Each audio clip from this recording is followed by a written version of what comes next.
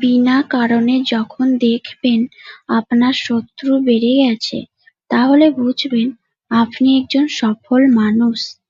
কারণ ব্যর্থতায় নয়, মানুষ হিংসা করে সফলতায়। পুরুষের কান্নার পিছনে একটি বিশ্বযুদ্ধ পরিমাণ রহস্য থাকে, আর নারী তো সামান্য লিপস্টিক খুঁজে পেতে দেরি হলেও কাঁদে।